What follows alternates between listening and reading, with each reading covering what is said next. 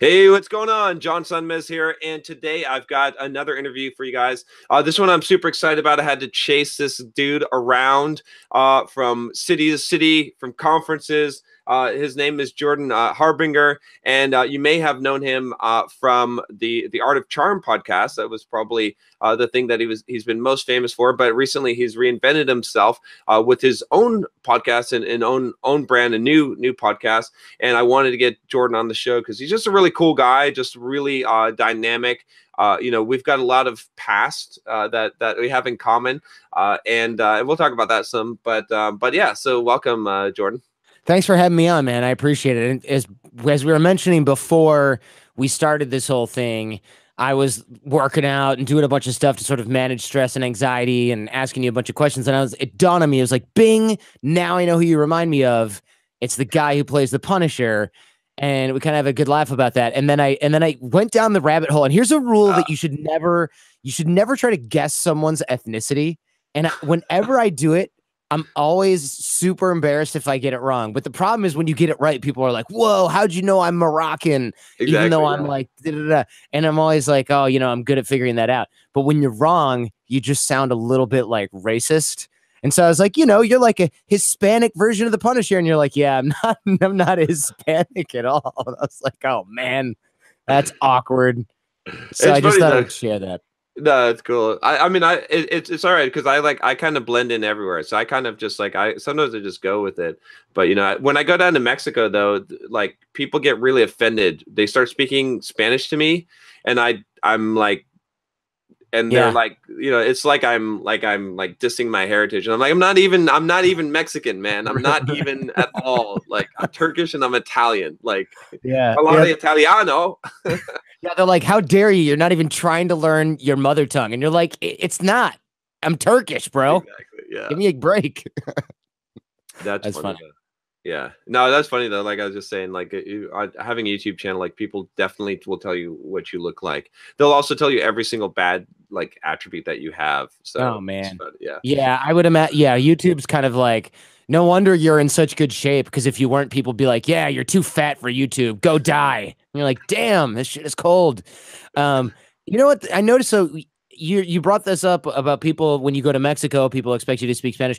No one does this to white people. Like, I don't go to Germany and they're like, hey, why don't you speak German? Well, I don't know. My grandpa moved here and he didn't teach my dad German, and that was it. And they're like, no one gets mad or offended about that. But yeah, you go down to Mexico and people are like, well, come on, man, throw us a little bit of effort. I think that's interesting. Nobody expects white people to know their native like heritage. No one's like, hey, how's your Norwegian? I don't know. It's zero. Nobody's. Why would I learn that? It's exactly. So that is interesting. Kind of an interesting double standard. Yeah, it's true. It's true. So I'm trying to think where so I've been trying to get you to come on the channel because we've got a lot of stuff in common, and I saw you at you did an excellent job hosting the Thrive conference. That was a really cool. Oh, thank you, man. That was cool. That was fun. Of course, I've been a listener of Art of Charm for a while because I need to learn my charm. I've been working on that. So there you go.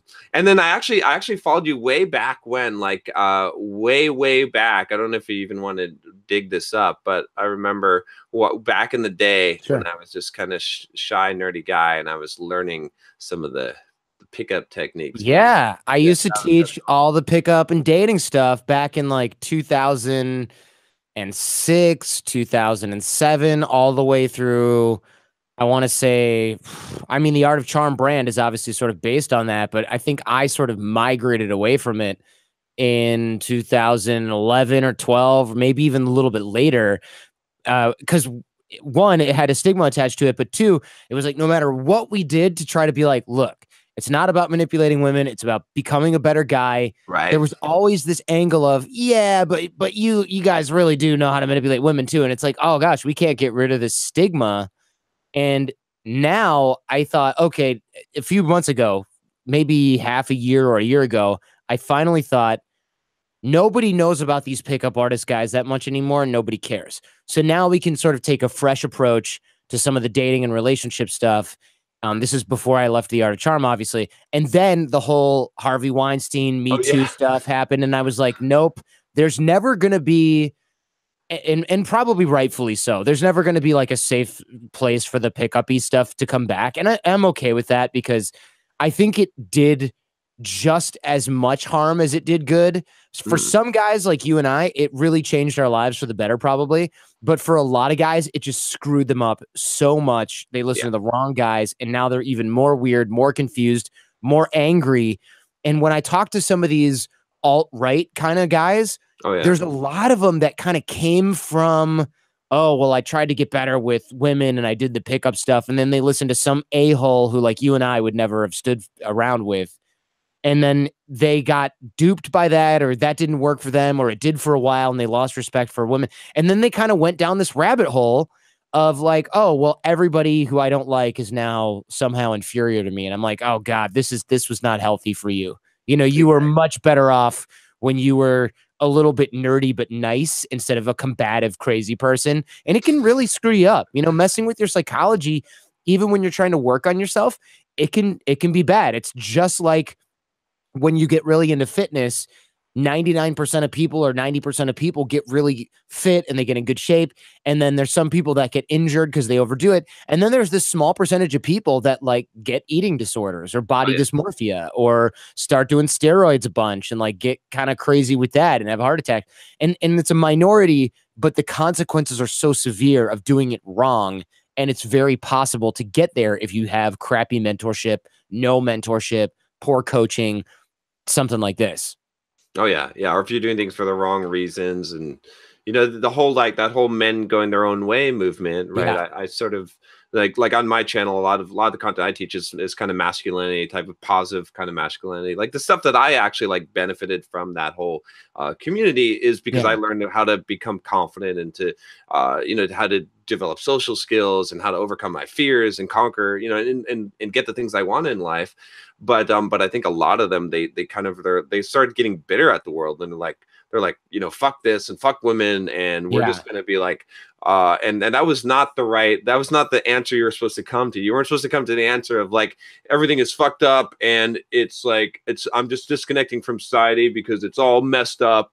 It was supposed to be like, you know what, you got to roll with the punches, and like this is the game. You got to play the game. You can't like opt out of the game. But so there's a lot of bitterness and angry people that have come out of that, and it's just there are. And what's interesting is a lot of people have recommended, oh, you should interview these guys, or you should look at this movement. And when I do, and I look at some of the thought leaders that sort of spawned it, when I talk to those guys wherever possible, a lot of them are really disappointed in what's happened. You know, they're thinking like, hey, when we're talking about this and toxic masculinity, that what we're talking about is that we're our own worst enemies, that we're sacrificing our values, we're sacrificing our boundaries, not being victimized by women or homosexuals or society. It's like, no, we can fix this. We're supposed to go our own way by fixing it, by fixing ourselves and being good role models for one another, not fix it by being like, I'm going to destroy everyone else's ability because I'm mad at how society has ruined me as a person. It's like the epitome of being a weak man is to go, look what society did to me, and now I have no hope, and now I'm broken, and, you know, screw everyone else. It's like, how much of a victim can you be? And how is that masculine? How is that manly to blame literally everyone else except for yourself, or blame everyone else and then say the only answer to this is to be a bitter, self-isolating prick? It's like, I'm pretty sure there's another option on the table here. Exactly. Yeah. I'm always trying to, you know, and I always get like all time, because I still do some content on dating and pickup type of stuff, and I always get the guys that are like, oh, you know, it's not, you know, it's these trashy tattooed sluts and tramps, and then these douchebag guys, and I'm like, if this is the world, like if these are the, like, you want something, and this is kind of the rules that operate in this world, you can either fight it, or you can like learn to adapt to it and figure out how to game it so that you're on top of that. So, like any system you can end up being on top of. So why, like, fighting it doesn't get you anything. Like crying about it and saying it's unfair, it doesn't get you anything. So I don't understand that perspective. It's just like, to me, it's like, well, you've just given up. So I mean, you don't have to like it. I don't like the rules to a lot of games, but I still play the rule. If I want to win the game, I play by the rules. I learn how to Yeah, master those rules. So exactly. Master the rules instead of just saying, these are unfair, or this is so bad that I'm just going to complain about it. Or worse, what we see now is like, I'm going to go online and troll someone and post their personal information because I'm so scared yeah, of this other person that I don't even want to be confrontational. Or if I am, it's only going to be online and I want to encourage other people to bully them. It's like, wow, that's really just pathetic at that point. It just doesn't make any sense.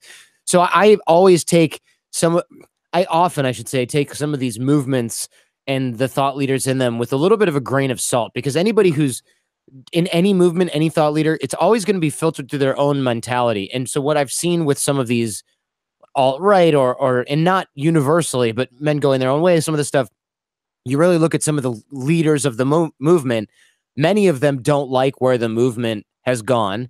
sure. And additionally, a lot of them privately or publicly will say, look, when I said this, this, and this, I was bitter about my divorce, or I was bitter about this, or this is filtered through my insecurities, or this other thing was taken out of context, or I didn't even mean these three things.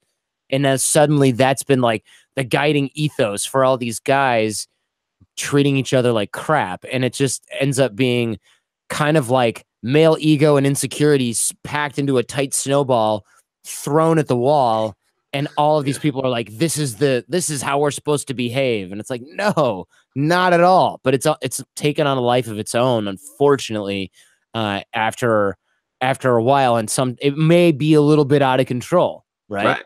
Exactly. Yeah, it reminds me. I don't know if the story is true, but I'd always heard the L. Ron Hubbard, Scientology story that he had, like, after he had, come up with it, that it had gotten way out of his, of what he had imagined for it, and he was basically disowning some parts of it, and then people were it was too late because the whole thing had gone too far, blown up. So I would believe something like that, especially because when you look at all of these things that he's supposedly accomplished, and when you look at, and I don't know a ton about that organization, I only know a little. I am fascinated by some of the craziness that is involved with it.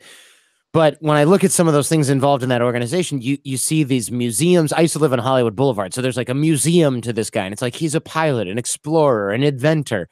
And I'm thinking, I don't know if I'd be entirely comfortable with people making up or exaggerating all these qualities of me based on science fiction novels that I wrote and things like that. It might be nice at first, but yeah, you gotta wonder who starts these movements, and then after they pass away, if they looked at what was happening right now, would they really think, yeah, this should be an organization where parents are separated from their kids and people are going broke because they're donating all their money to the organization? Like, do they want a cult, or were they just thinking this is kind of a cool self-help movement, or maybe it's a little bit culty, but it's working out so far? I mean, I always wonder if you could just ask that person, hey, was this what you had in mind? And that goes for any religion, frankly. If you go back far enough, hey, was this what you had in mind? The answer is certainly going to be, well, not exactly, right? Not quite. Yeah, even Tyler Durden had his regrets, right? That's right. That's right. That's right. So walk me through. So you went from doing the kind of the pickup type of stuff, and then you brought it more mainstream. I like the movement of switching it to Art of Charm. Was that kind of the transition there? Was that the idea behind it? Was to make it more mainstream, kind of still the similar type of topics, right? Obviously, but making it more socially acceptable and having a broader audience. Yeah, I mean, I wanted to do that, and since leaving the Art of Charm and doing the Jordan Harbinger show, that was another sort of evolution, because I'd wanted to rename and rebrand and leave the company, the Art of Charm, for years and years and years. I just knew my business partner would never allow me to kind of go quietly, and that was always sort of scary and a problem. Now the decision's been made for me, having been pushed out of the company and being sort of forced to start the Jordan Harbinger show has actually been one of the greatest things that's happened to me in the last probably forever. It's just happened in a way that's uncomfortable.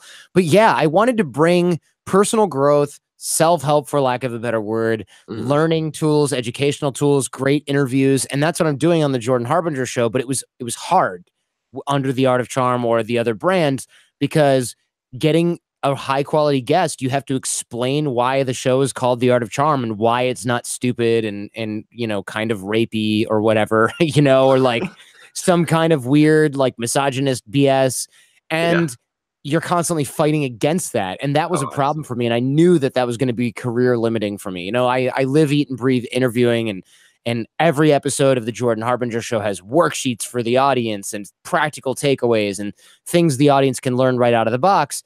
And it was really hard for me to say, like, hey, General McChrystal, can you come on The Art of Charm? And then he's like, okay, what's this show about again? And, you know, you just don't get that when you have a normal brand. And so I needed that normal brand. And since I'm not that creative with the branding, I just named it after myself because I'm the guy who's on every episode of the show. Right. Okay. Yeah, that makes a lot of sense. That's interesting. Yeah, and I guess it would, and it is weird. I guess in this political climate, see, like to me, the art of charm, like charm, doesn't sound very rapey, but No, but the whole dating connotation, right? yeah, And I say that tongue in cheek, obviously, but the whole dating connotation, or you otherwise you have to filter it through people's insecurities. So one guy or gal will say, "Oh, I love that name," and then another person's like, "Yeah, this is all about manipulation and it's anti-women and it's terrible and it should be stopped." And I'm just thinking, you both have equal information about this program or this company or this name. Why does one person have a massively negative connotation, is completely repelled by it, and the other person thinks that it's nice? And it has nothing to do with the content of the show. It only has to do with what's in their head. And so right, what I wanted to do is create an association with my personal brand, which is either unknown to people entirely or mediocre or favorable in some way, right? It's never going to have a stigma attached to it. I shouldn't say never. It doesn't generally have a stigma attached to it like it would if I named it after something else. And so that's one of the reasons why I decided to just name it The Jordan Harbinger Show, because I figured I can make interviews and great content based on my interests that help the listeners and the audience. But I'm not going to have to fight a stigma of telling, like, if you tell a fireman or police officer, hey, you should listen to this podcast, a lot of times they hear the name and they're like, what are you talking about? Right. Because this is kind of, these are more masculine oh, professions. I see. And, Yeah, and so, or if you tell somebody that this is the name of the show, et cetera, or this is the name of the program, people always have this first impression that's been created without you entirely that you then have to fight. So I wanted something that just created an impression that this was a talk show and that people could spread by word of mouth. Because as you know, people are looking for personalities, content, et cetera. Very rarely is someone going to be attracted to the title of a show. You know, right. it's just not the way that it happens anymore. Book titles and things like that still have importance here and there, but when you're talking about the title of a program or something that's around, that's perennial, that's evergreen, it's a lot less important to attract new people that way.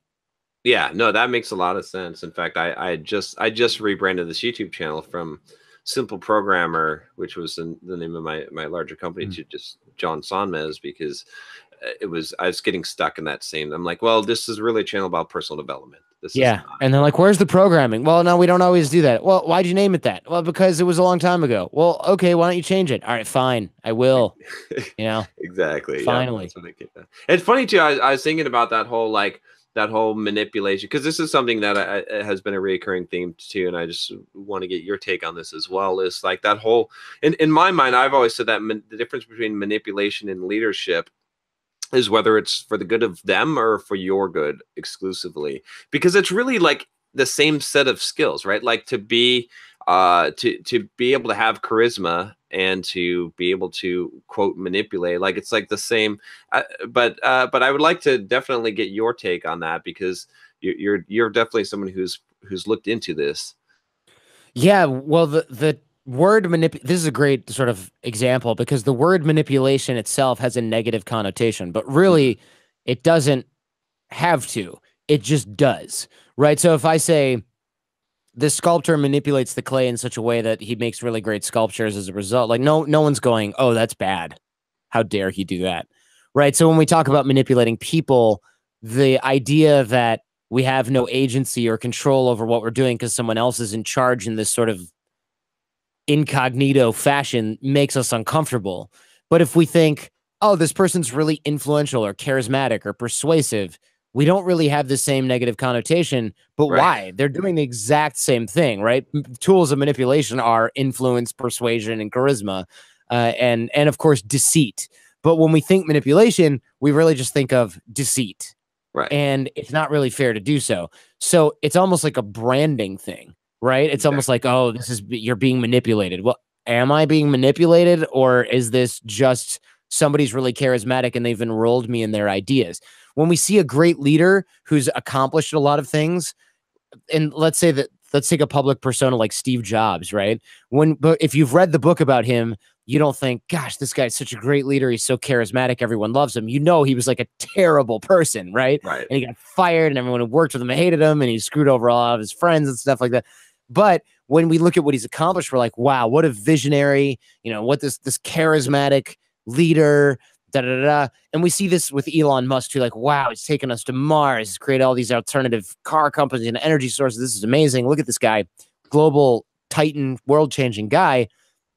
But we don't think, oh, he's manipulating the people who work for him to do these things, because he's leading them in theory in a positive way. But we don't really know that. Right. How do we know that he doesn't go to a board meeting and go, get it done or you're all fired and I'll make sure you never work again and I'm going to sue you so that you're scared of me forever? We don't know that, right? There could be rumors that circulate after 10 years like, oh yeah, he was a horrible person to work with. You should never work with him. But we don't have that yet. So we just view him favorably because we like what he's done. But, exactly, people liked what Hitler had promised to Germany as well. And then afterwards, everyone's like, oh shit, that was not good. And I'm not trying to compare Elon Musk to Adolf Hitler, but I'm saying that charismatic leaders and people who make promises, we really view them favorably in a lot of ways. And then we see how the sausage is made and we're like, oh my God, we were manipulated. But really, were you? And if you were, and we accept that, then okay, that just means that the tools of manipulation are the same charisma, persuasion, and influence as any great leader uses to get good results. So is something manipulation when the result is bad, and persuasion, charisma, influence when the result is good? I don't know, but that's sure what it looks like. Exactly. No, yeah, and that's exactly where I stand. And I think it's the exact same thing, because a lot of people, they see any kind of like learning charisma or personality skills or influence, Robert Cialdini, type of stuff. They see that as like manipulation and bad. And I'm like, well, it's the exact same. I mean, when someone that you support goes up and gives a speech, you think that they're not you think they haven't read Influence, you think they haven't like practiced these things. Of course they have. Of course they know these things. It's just that you like what they're saying, and you feel like you're being seduced in a good way as opposed to being manipulated in a bad way. Right. Yeah, and sure, there's some nuances where we might think, okay, if I know what's happening and I like it, then it's persuasion and charisma. And if I don't really know what's happening and then I don't like the result, then it's manipulation. But I feel like there's tons of examples, seduction being a really perfect one, where people know what's happening in real time and then they like it, and then like an hour or a day later, they really don't. So right. Was that manipulation or was that persuasion and charisma? I don't know. Well, it's that whole, so we'll continue our cycle of being politically incorrect, since we've both used the term rapey now, and now I'll say it's like Indian giving. And I don't even mean that like as a joke. I'm not trying to make like jokes out of like sexual assault or anything. What I'm saying, a lot of people see branding that has to do with dating and pickup and stuff like that, and they think, whoa, this is designed to remove the choice of women in their sexual relations. And I think sometimes they're absolutely right. And some people are definitely doing that. And there's just no amount of, but we're the good guys that you can paint on your business that will get you away from that. It's kind of like, and that was what I meant by career limiting, was I could say, no, I'm just teaching guys how to be better men. But at some point, all people are hearing is, but I'm the good drug dealer. I only sell marijuana. I'm good. I'm fine. I don't sell the bad stuff. And people just go, I don't care. What you're doing is not what I disagree with it. So go ahead. I just wanted to clarify that, because I don't want people to think I'm making light of something like sexual assault, which I think is actually really serious and just now starting to get the attention that it probably deserved for a long time. I didn't even realize how big of a problem it was until recently. Yeah, well, no, yeah, and I'm in 100% agreement with you on that. I think that a lot of stuff has been blown up. Well, and then there's also like, I mean, I guess what I was going to say is the whole kind of the you know, when you get something that you like, okay, so I started off, I'll give you a little bit of background. I started off my career in the whole modeling acting thing in Hollywood. And I hung with that crowd for a while, and I know how that works. The And modeling and acting crowd. right, yeah. Yeah. And the thing is, like, there's definitely, like, I mean, we parody it, but in reality, a lot of trade-offs are made that are well understood, and they're like mutual agreements. And so, like, when I saw this whole thing blow up, I was like, wait a minute, this is kind of like you've gotten what you wanted, and now you regret the deal you made. Like, I mean, making a deal with the devil is making a deal with the devil. I'm not saying this is the case in all circumstances. Obviously, there's not, but it's the same stigma that kind of goes with everything that you're saying, is that, like, people eventually, like, it's just human nature, is like, you do something, you make some kind of a deal for like a short-term gratification, and then later on you're like, oh, I regretted doing that. And then rather than saying, oh shit, I shouldn't have made that mistake, you look for someone to blame for it, right? And it's like, oh, it's their fault. They manipulated me, they seduced me, they tricked me into it. But there's no way to escape that, because that's just like what is going to happen. Like, so I don't know. That's at least that's how I've seen it. And yeah, I understand that perspective. I think the counterpoint to that, or maybe we agree and I'm not getting it, is that I think people who are in that situation feel like, well, wait a minute, why the hell did I have to sleep with Harvey Weinstein in order to get a job in a movie to start my career? I'm a good actress. What the hell? How come that had happened? Or, how come I'm in a movie with Kevin Spacey, and this is hypothetical, I never acted, just for the record here. Why am I in a movie with Kevin Spacey and I'm 15 or 14 years old, or however old these kids were, and then this guy's like coming on to me, and like, am I allowed to say no, or am I going to lose my job? I mean, he's the star of the show, or he's the producer or whatever. Am I allowed to do that? So it's the despite there being sort of like surface level consent there, it's kind of like, do I just never get successful in my career, or do I blow Kevin Spacey? Like, what's the choice that I got to deal with right now? And so I understand, why somebody might complain about that, especially after the fact. And you go, wait a second, I was only 14 years old. This is not supposed to happen. Or like, come on, I have a career now. How come this happened to me? And I think individually, a lot of these actresses and actors and people like that, when they found that they had done that, they did regret it. But then they blamed themselves and they thought, that was stupid of me. I was young. I wish I hadn't done that. But then when you find out that it's like hundreds of people, and that's everyone is in the same boat, and then that's how he operates, I think that's why people started to go, okay, wait a second. It's not just that I made a bad choice when I was younger because I felt compelled to. This person is preying on people in vulnerable positions. And in order to change that, we all have to kind of do something at once. So I get what you're saying in that, like, hey, the cast hit the casting couch or whatever, and that's how it's done. And it's sort of a trade-off. But on the other hand, what people are saying is that shouldn't probably happen anymore, because it's not really like the country we want to be, or like the industry. It's not the industry we want to be. Does Hollywood want to be a place where you have to bang your way to the top, because otherwise you can't get attention for your work, even if it's good? And I think, and I'm not in that industry, so I can't speak for them, but it seems like what they're saying is, look, we need to put a bow on this shit, because this is not cool, especially when it's relatively speaking, a handful of people getting in trouble for doing this. There's a lot of people coming out of the woodwork, but that industry, as small as it might be, there's a lot of people in there. So if you're talking about a dozen or 24 people that are getting taken down as a result of it, it's not like, wow, every single person who does casting is doing this, right? Maybe that is the case, but it doesn't seem like it. It seems like there's a few people who are sort of the kings or queens of the industry that are getting in trouble for doing that. I should just say kings. I don't know how many women are going down for this. There's kings of the industry, and they just decided, I'm in a good place where I can basically force people to do things that I want them to do, that they're later going to regret, because I don't care what they feel in the future.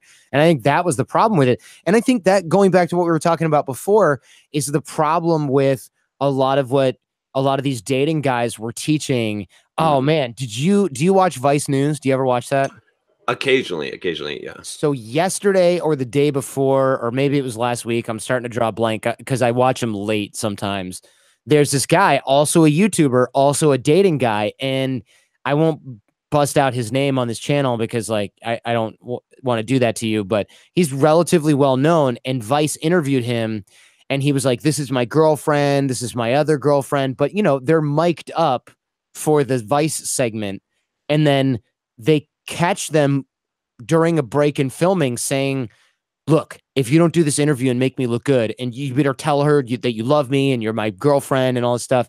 And then they're like, did you just coerce her into saying that? And he's like, no, no. And there's like the sound guy got the bit, right? Yeah, yeah. And then he's like, look, I don't want you to make me look shady or anything.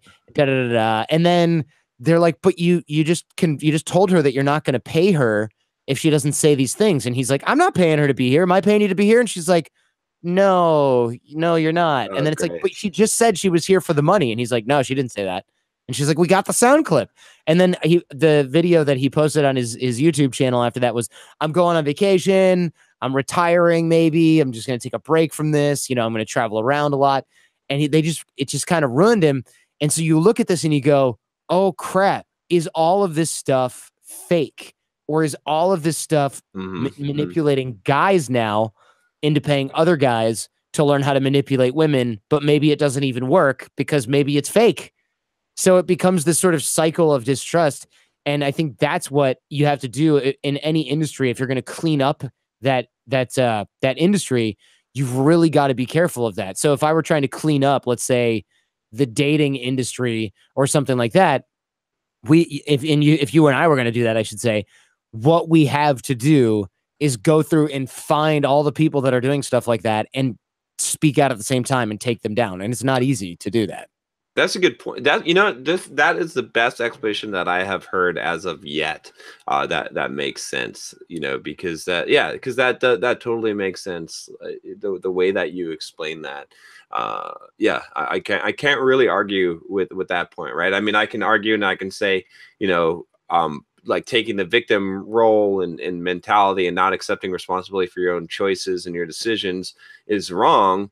But I agree with that. At the same time, I can't argue with the fact that, like, do we want it to be this way? Like, I mean, that is the system, and people were playing by playing the game to get ahead. But at the same time, do we want it to continue that way? Because that is kind of a screwed up system. I mean, I remember being in that system and, like, you know, going to these parties and, like, you know, and I was young and I was like, oh shit, like, am I going to take these drugs because I'm going to this Hollywood party? And if I don't, then I won't be hanging out with the, you know, the cool crowd that's hanging out with the casting directors or going to the director's house in Hollywood Hills. And, like, you know, and I remember having those decisions and I was like, well, shit, like, I mean, I made, you know, I made like different decisions than the ones that maybe would have benefited my career the best. But being like, that's not like, I had no idea when I was coming into it that that's what it was. So yeah, of course. And I mean, imagine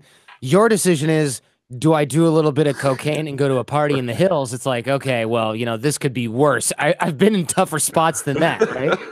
But if you're a female actress and you're with this A-list producer who's like, yeah, I'm looking to cast somebody in X-Men or whatever. I don't know if Harvey Weinstein had anything to do with that movie, but, you know, I'm looking to cast somebody in this massive thing that is going to launch your career probably for the rest of your life, but you have to sleep with me a few times. I don't think I would say no, right? I would be like, exactly, yeah. Damn, I've worked my whole life for this, you know, and then you get older and you go, oh, shoot, I shouldn't have done that. I really regret doing that. And I think there's some people that are just taking advantage of it. They're playing the victim, but there's an equal or greater number of people that are going, you know, I was put in that spot and that was my choice. But then you tell it to a few of your girlfriends and they go, wait a minute, I was in that spot and that was my choice. And then, you know, you find 50 other people and you go, wait a minute. If we all just found ourselves in that position and we made that choice, that position was designed for us to fall into that trap. That was designed by somebody else to be that way. And so I would say that I would probably, if I were in that situation, I would likely come forward, but I probably wouldn't ask for money because that's sort of like that's a little bit too much. You know, this isn't my choice. This is but I would want it to stop because I would want to make sure that somebody else who's 19 doesn't find themselves in that position as well. Because I don't know about you, I made a lot of bad choices when I was 19. I wouldn't Right. want any of them to affect me for the rest of my life or keep me up at night. I don't remember the dumb shit I did at 19. And I'm thankful for that, right? I'm thankful they didn't have social media when I was in my early 20s because there'd be stuff on the internet. You know, now I don't even know how you make a bad decision now without it getting back to you. It's like impossible, right? True. So True. that's both good and bad because now, of course, people who encourage others to make bad decisions might be dissuaded a little bit by this.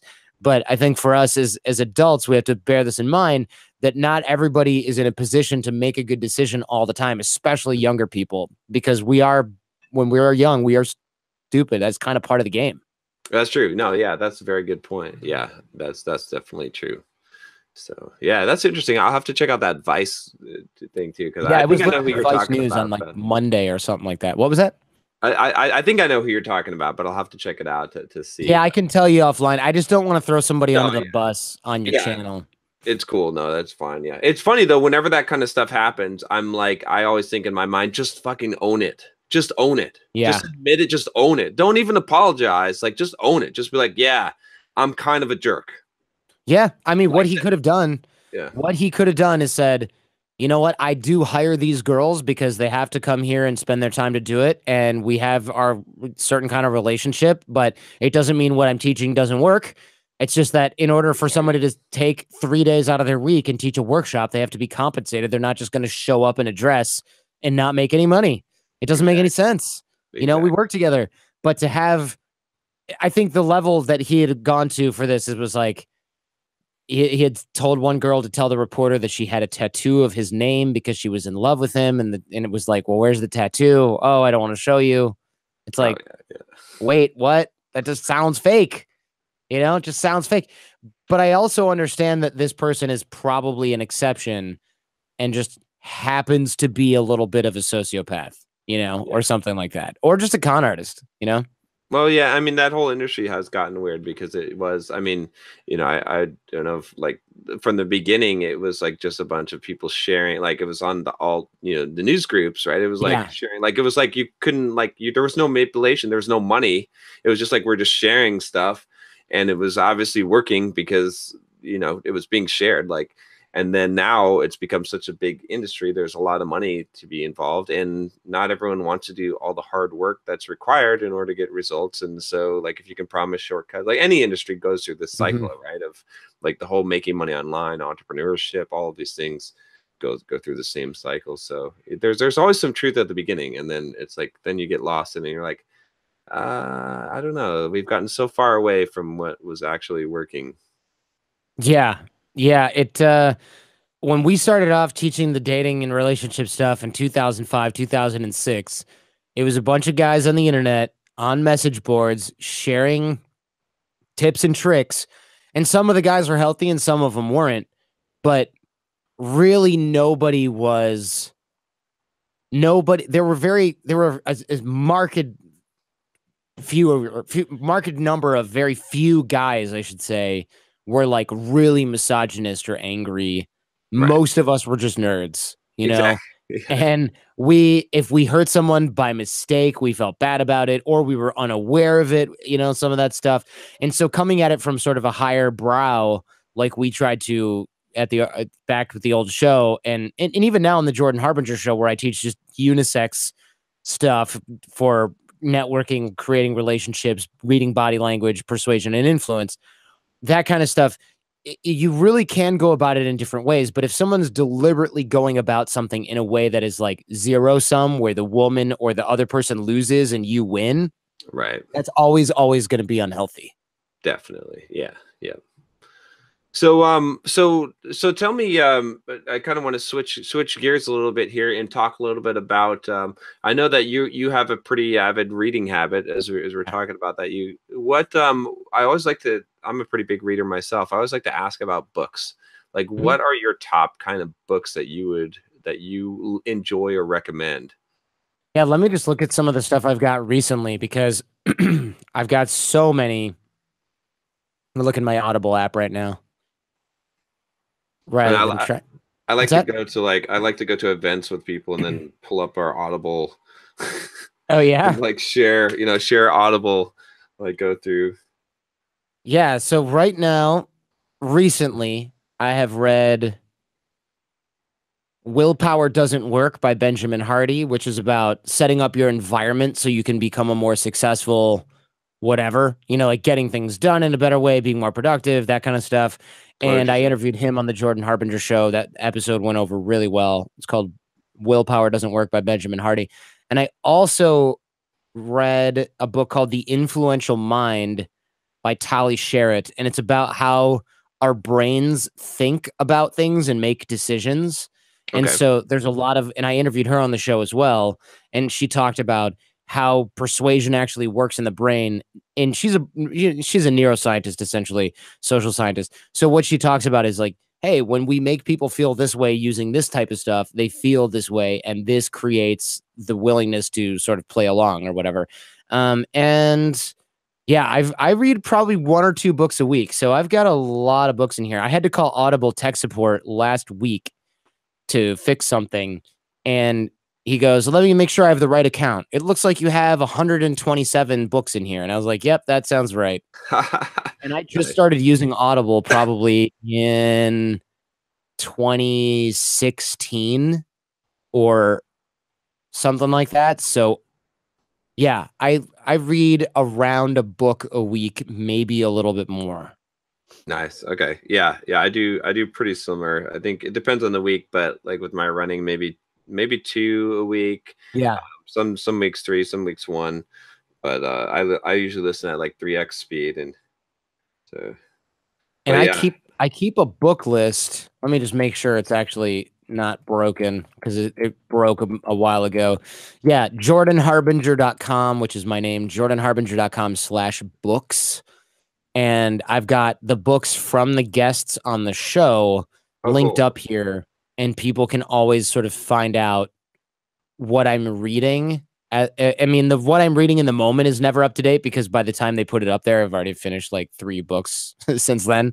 Yeah. But this is some of the things that I've been reading or that I have read before that I like. And then there's the books from the guests on the show, and those are always up at jordanharbinger.com/books. Okay, cool. I see you've got discipline equals freedom on there. I Yeah. haven't it wasn't there's no audio. There's not. I know. I know. I was so frustrated by that. That's Jocko Willink's new book. I went to interview him. We've been friends for a while, and I went to go interview him about discipline equals freedom, and I ended up grabbing The Way of the Warrior Kid as well, which I thought was actually kind of a cool story for kids, especially. I wish I had it when I was 10 years old. Okay, okay. Cool. I'll have to check that out.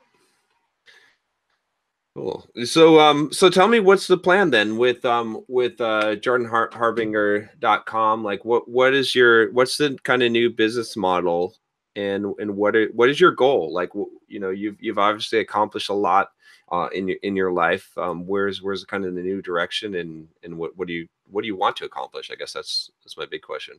I'm just obsessed with I almost said advertising. I'm obsessed with interviewing, and I like the idea of eventually becoming like the sort of Larry King of our generation, where I interview Oh, cool. people that are all from all walks of life, always interesting, always getting the best stuff out of them, and making sure that their wisdom, their knowledge is available to everyone. And that's really the goal of the Jordan Harbinger show is like studying the thoughts, actions, habits of brilliant people, asking them interesting questions so that the audience can apply that wisdom for themselves. So taking other people's superpowers, having them be taught to the audience. So it's not about the guest, it's about what the guest can teach the listener. And so that's why I have, Jocko coming on to talk about discipline, General McChrystal coming to talk about making tough decisions, CIA agents and stuff like that, talking about how they read people. Every episode has worksheets. Every episode has practical things the audience can actually use right out of the box. So that's sort of the differentiating factor. So it's not just entertainment. It's like you're going to learn something from this too. Okay, okay. I like that. I like that. And are you going to be monetizing it through advertising? Or are you going to sell products? What's your kind of vision, coaching or?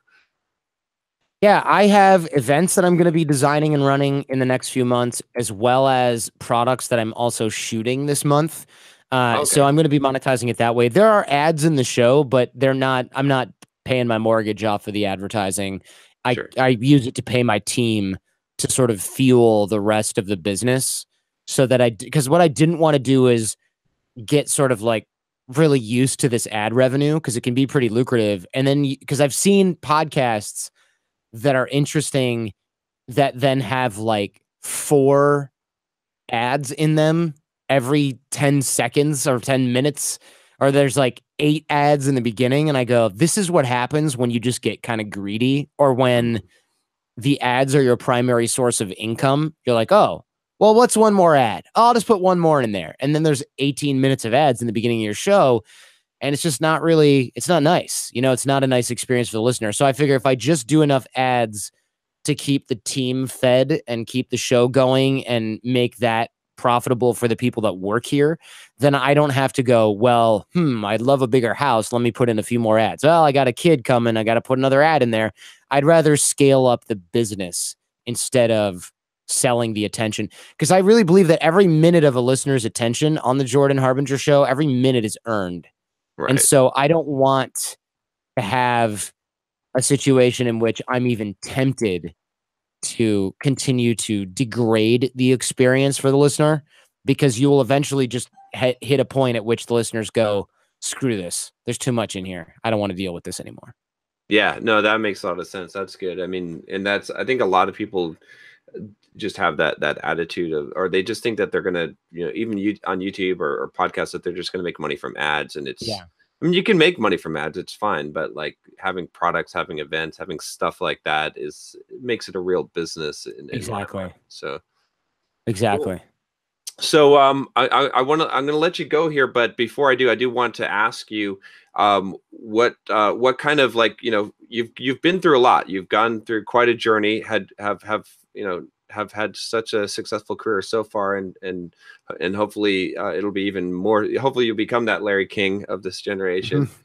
What kind of wisdom would you give? A lot of my audience here are kind of younger, I'd say younger guys and girls that are trying to make it, trying to become entrepreneurs, trying to succeed and network and kind of develop the kind of skills that are going to make them successful in life. What kind of, like, lessons would you kind of impart to to my audience here? Yeah, I would say there's a couple. One, always dig the well before you're thirsty. And what I mean by that is Mm, you have to network, you have to develop relationships, you have to introduce people that you know to each other. You have to give very generously of your time and energy in introducing people, and connecting with people, because you never think you're going to be thirsty, right? You never think you're going to need these relationships. You never think, oh, well, there's nothing in it for me, so I'm not going to deal with this. You never think eventually you're going to need something. And then when you do, if you have relationships made and maintained already, you're going to be okay. If you don't, you're going to be in trouble. yeah. Leaving the Art of Charm and starting the Jordan Harbinger show, I was worried. I was like, oh my gosh, what's going to happen? And what happened was my network was awesome. And I've gone on a bunch of great shows. People are sending the news to their email list. They're sharing it on social. I've had a lot of people recommending the show to other people. And we ended up with 1.4 million downloads the first month of the show. And, Wow, and that's great. Wow. it was super surprising even for me. And that was because of the network that I had built. So unless you plan on doing everything yourself, you really need other people around you. So you have to dig the well before you're thirsty. You have to learn these skills, because you're not immune to the consequences. If you don't, you're just being willfully ignorant of the secret game being played around you. And so you have to dig the well before you're thirsty. And then another sort of final and small tip I would say is, don't keep score, because a lot of Mm, people, what we do is we help someone and we go, okay, that person owes me one. And then you help them again. You're like, all right, now that person owes me one again. And then you're in a position to help them a third time or a fourth time or a fifth time. And you kind of think, well, what have they done for me? I've helped this person a lot. And that's a problem, because you start to poison the well. You start to poison right. your own relationships, thinking that you're not getting what you're owed, because nobody really owes you anything. And if the other person's thinking, man, John's such a nice guy, and you're secretly thinking, Jordan's such a jerk, he never helps me. Meanwhile, Right. I've never maybe found the opportunity to do so. But then if you ask me for something and I can't do it or I won't do it for some reason, instead of going, yeah, it just wasn't a good fit for what he's doing, you think, what a jerk, what an a-hole. I helped this guy like 3 times. He never gave me anything in return. Now you're mad at me and I don't even know it. I don't even understand. I don't even understand what happened to our friendship or our relationship. You poisoned it yourself. You just kind of expected me to also know that, but really I had no idea because you're keeping score. And so you developed in your head what we call a covert contract. And that happens in dating too, right? It's like you drive the girl to the airport, you pick her up from the airport, you drive her to the airport, you pick her up again, you drive her there, you come back. And then one day she's like, you know, I need to talk about my boyfriend or something. And you get drunk, you have 3 whiskeys and you're like, what the hell, Angela? I love you. Why don't you see it? And then she's like, what the hell happened to my friend? And you realize, or she realizes, I guess at that point, in your head, you had this covert contract. If I drive her to the airport enough, one day she's going to realize I'm the perfect guy for her. But really, she had nothing. She had no idea. She thought you were friends. So now you ruined your friendship because you thought you were like earning your way in her pants or something. And you had created that all in your head. So don't keep score. You'll create these covert contracts. You'll ruin your own relationships and dig the well before you're thirsty. You know, start those relationships now because it's too late to put a spare tire in the trunk of your car after you get a flat tire. I love that. Yeah, great advice. Great advice. Especially that covert contract. So many people don't realize they're putting expectations on people, and yeah, you're not really a nice guy if you're like trying to do something just to get something for yourself, and then you expect people to like you're just making a bargain that only you are aware of. Yes. True. So cool. Awesome. Well, I appreciate you coming on the show. It's been fun. This is fun. I just knew you'd be fun to chat with on this show. So, obviously people, the best place to find you, just jordanharbinger.com.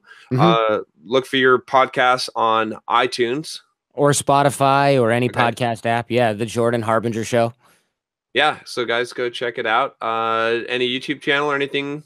I do have a YouTube channel, but there's not a whole lot there right now. There's just some clips from my Jocko interview and stuff like that. So I can definitely, it will be at jordanharbinger.com/YouTube, but don't go there thinking all the podcasts are there or anything. I only put up quality videos when I have them to be made.